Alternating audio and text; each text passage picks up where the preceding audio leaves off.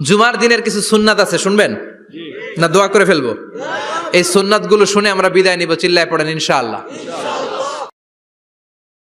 জুমার দিনের প্রথম সুন্নত হচ্ছে জুমার দিনের ফজরের নামাজটা জামাতে পড়া। সবাই কয় খাইছে, হুজুরে ধরছে জায়গা মতো, আসল জায়গায়।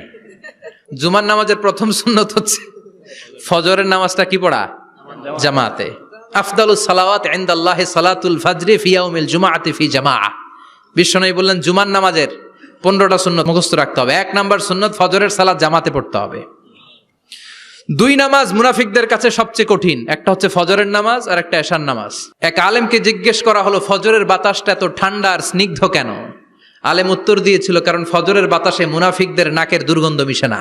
ফজরের বাতাসটা স্নিগ্ধ, ফজরের সময় আল্লাহওয়ালাদের আনাগোনা, মুসল্লিদের আনাগোনা, ইসলামের পক্ষের শক্তির আনাগোনা। চিল্লায় বলেন ঠিক কিনা?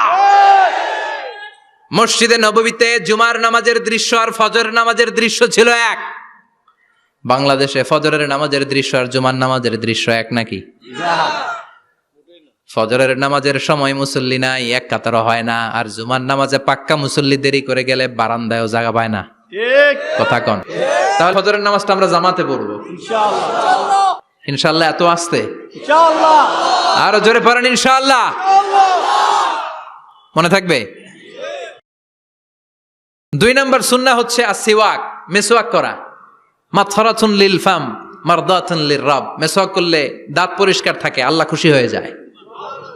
বিশ্বনবী বলেছেন, যদি আমার উম্মতের জন্য কষ্ট না হতো প্রত্যেক নামাজের আগে মেসওয়াক করা আমি ফরজ করে দিতাম। সুবহানাল্লাহ। মেসওয়াক ছিল বিশ্বনবীর জীবনের শেষ আমল। এই মেসওয়াক করে বিশ্বনবী শেষ নিঃশ্বাস ত্যাগ করেছেন। আপনার নবী, আমার নবী, ওনার জীবনের সর্বশেষ আমল ছিল কি? সুবহানাল্লাহ কইবেন না? বিশ্বনবী জাইতুনের ডাল দিয়ে মেসওয়াক করতেন। বিশ্বনবী বলতেন, নি'মা সিওয়াকিয়া জাইতুন ফাইন্নাহু সিওয়াকি ওয়া সিওয়াকুল আমবিয়া মিন ক্বাবলি। জাইতুনের ডালের মেসওয়াক কতই না ভালো, কারণ এটা দিয়ে আমিও মেসওয়াক করি, আমার আগে সব নবীরাই জাইতুনের ডাল দিয়ে মেসওয়াক করেছে। সুবহানাল্লাহ। 3 নাম্বার হচ্ছে দুহুন, তেল মালিশ করবেন। বিশ্বনবী জাইতুনের তেল চুলে আর গায়ে দিতেন। বিশ্বনবী বলতেন, ওয়াদ্দাহিনু ফাইন্না ফিত তাদহিনে বারাকাত। তেল খাও, তেল দাও, তেল মালিশ করো, তেলের ভেতরে আল্লাহ বরকত ঢুকাইয়া দিছে। তেল দিবেন তো?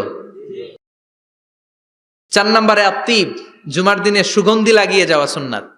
লাগাবেন? লাগাতে রাজি আছেন? বিশ্বনবী বলতেন, এই দুনিয়ার 3টা জিনিস আমার কাছে সবচাইতে প্রিয়। হুব্বিবা ইলাইয়া মিন দুনিয়াকুম সালাস। 1 হচ্ছে আন-নিসা, নারীদেরকে আমি পছন্দ করি। 2 হচ্ছে আত্তিব, সুগন্ধি লাগাতে আমি পছন্দ করি। বিশ্বনবীরে কেউ সুগন্ধি হাদিয়া দিছে, বিশ্বনবী নেয় নাই, এরকম কোন ঘটনা ঘটে নাই। আল্লাহু আকবার। কুররাতু আইনি ফিস সালাহ। নামাজের মধ্যে যখন আমি দাঁড়িয়ে যাই আমার চক্ষুটারে ঠান্ডা করে দেয় কে?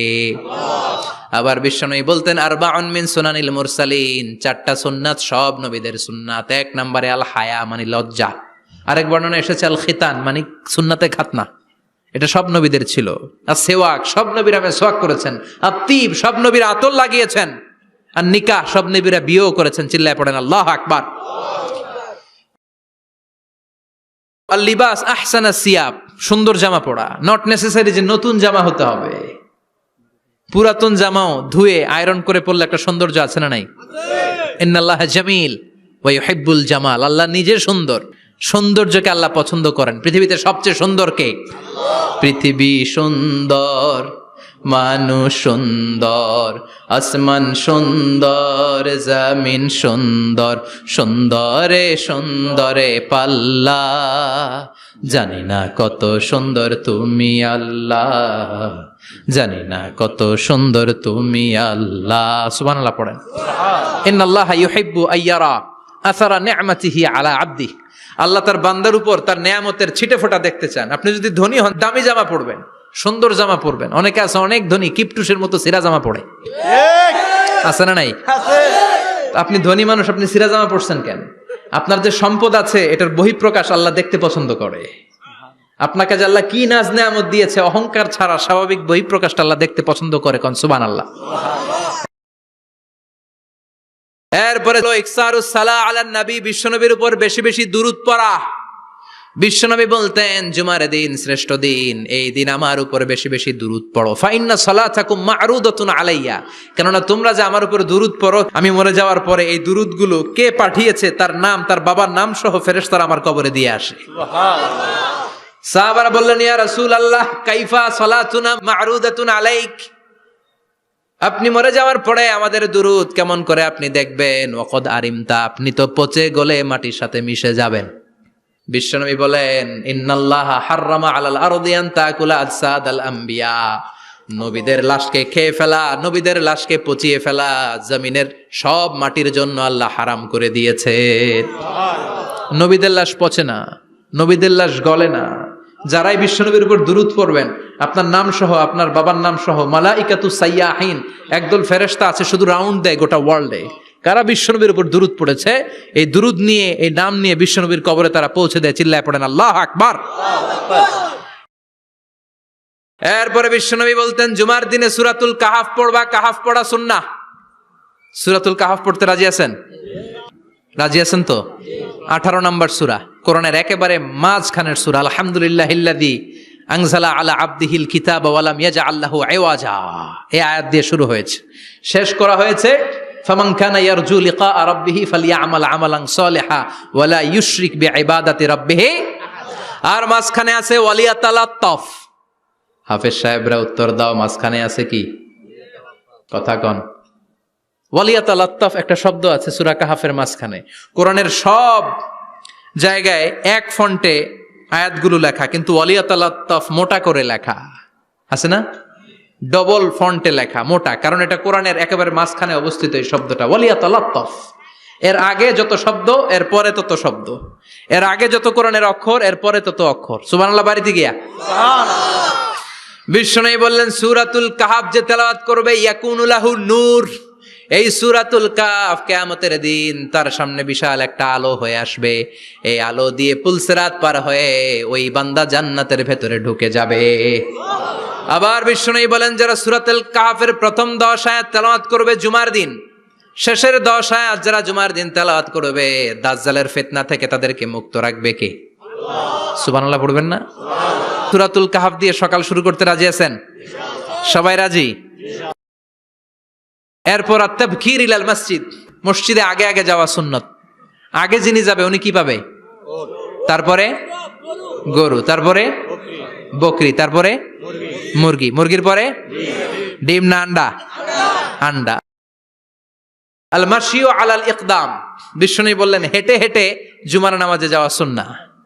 রিকশা, হুন্ডা, সাইকেল, সিএনজি দিয়ে গেলেও হবে, কিন্তু হেঁটে হেঁটে গেলে সওয়াব বেশি না কম?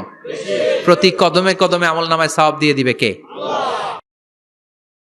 এরপরে বিশ্বনবী বললেন আদামু তাখাত্তি রিকাবান নাস, মানুষের ঘাড় ডিঙ্গিয়ে সামনে না যাওয়া সুন্নাহ। অনেকে জুমার দিন আসে সবার শেষে বসতে চায় সামনে, এরকম ডাকাইত আছে না নাই? বিশ্বনবী জুমার খুতবা দিচ্ছেন, হঠাৎ এক সাহাবী সব সাহাবীর ঘাড় ডিঙ্গিয়ে ডিঙ্গিয়ে সামনে আসতেছে বুলেটের মতো। বিশ্বনবী বললেন থামো, এজেলেস বসো মিয়া, ফাকাদ আযাইতা ওয়া আনাইতা, আসছো দেরি করে আবার মুসল্লিদেরকেও কষ্ট দিচ্ছ। যেখানে জায়গা পাবেন ওইখানে বসবেন, মানুষের ঘাড় ডিঙ্গিয়ে সামনের কাতারে যাওয়া এটা ঠিক না। এজন্য জুমার দিন আগে আগে আসার চেষ্টা করবেন। রাজি আছেন তো? এরপরে বিশ্বনবী বললেন দুখুলুল মসজিদে রাকাতাইন, জুমার নামাজের দিন মসজিদে ঢোকার পরে 2 রাকাত পড়া সুন্নত। কয় রাকাত? 2 রাকাত। রাজি আছেন?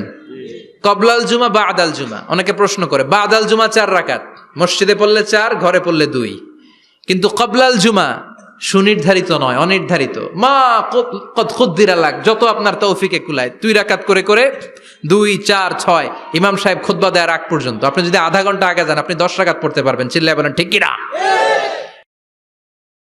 এরপরে বিশ্বনবী বললেন ইনসাত, চুপ থেকে খুতবা শুনবা। জুমার খুতবার সময় কথা বলা যাবে নাকি? কথা কন। বিশ্বনবী বললেন তোমার সামনে কেউ কথা বলতেছে, তুমি যদি বলো চুপ করো, এটাও তুমি খারাপ কাজ করছো। চুপ করো তোমার কইতে কইছে কে? চুপ করো বলে তুমি আরেকটা ভেজাল লাগাইছো। চিল্লায় বলেন ঠিক কিনা? তাহলে জুমার নামাজে কথা বলা যাবে না, কেউ কথা বললে চুপ করো এই কথাটাও বলতে বিশ্বনবী নিষেধ করেছেন। চিল্লায় বলেন ঠিক কিনা? এরপরে মজার একটা কথা বিশ্বনবী বলেছেন, জুমার নামাজ পড়তে যেয়ে যদি কারো ঘুম আসে জায়গা চেঞ্জ করে বসো। জুমার নামাজ পড়তে যাইয়া ঘুমান না, এরকম কে কে আছেন আল্লাহর ওলি? হাত তোলেন, হাত তুলতে পারবেন? আমিও তুলতে পারবো না, আমি কত ঘুমাইছি। জুমার খুতবা শুনতে গেলে ঘুমাস, কারণ রহমত নাজিল করে কে? পুরো মসজিদের ডানে বায়ে রহমতে ঠাসা, খালি ঘুম আর ঘুম। আছে না নাই? ঘুম আসলে কি করবেন? উঠে যাবেন, উঠে জায়গা চেঞ্জ করবেন, পানির ঝাপটা দিবেন, ঘুম দূর করে দিবে কে? এরপরে বিশ্বনবী বললেন, জুমার দিন দোয়া করলে কবুল হয়। এমন একটা সময় আছে জুমার দিনে, ওই সময়ে যদি বান্দা আল্লাহর কাছে কিছু চায়, সেটা না দিয়ে খালি হাতে আল্লাহ বান্দারে ফিরাইয়া দেয় না। সেটা কখন? অনেক ইখতিলাফ আছে, বেশিরভাগ মুহাদ্দিসিন বলেছেন জুমার দিন আসরের নামাজের পর থেকে মাগরিবের আগ পর্যন্ত, বিশেষ করে মাগরিবের আগের আধা ঘন্টা, এই সময় আল্লাহর কাছে বান্দা যদি কিছু চায়, এই দোয়া আল্লাহ ফিরিয়ে দেয় না। এই 15টা সুন্নাত আমল করা যাবে তো? সবাই রাজি? জুমার খুতবা মনোযোগ দিয়ে শুনবো তো? আগে আগে আসবো তো? দোকানপাট বন্ধ করে জুমার নামাজের ভাবমূর্তি রক্ষা করবো তো? খতিব সাহেব যারা আছেন, জুমার আলোচনাটাকে আরো কনস্ট্রাকটিভ ওয়েতে নেন। সব বন্ধ হবে, জুমা বন্ধ হবে। তাফসির মাহফিলে 144 ধারা আছে না নাই? জুমার মাহফিলে আছে? জুমার দিন 144 জারি করছে ওই মসজিদের জুমায়, কোনদিন শুনছেন? এর জন্য জুমাটাকে আমাদেরকে কাজে লাগাতে হবে। আল্লাহ তুমি তৌফিক দাও। আরো জোরে পড়েন আমিন। সুবহানাকাল্লাহুম্মা বিহামদিকা আশহাদু আল্লা ইলাহা ইল্লা আনতা আস্তাগফিরুকা ওয়া আতুবু ইলাইক। নিয়মিত ইউটিউব ভিডিও দেখতে সাবস্ক্রাইব করুন। নতুন নতুন ভিডিও পেতে ঘন্টা বাটনটি চাপুন।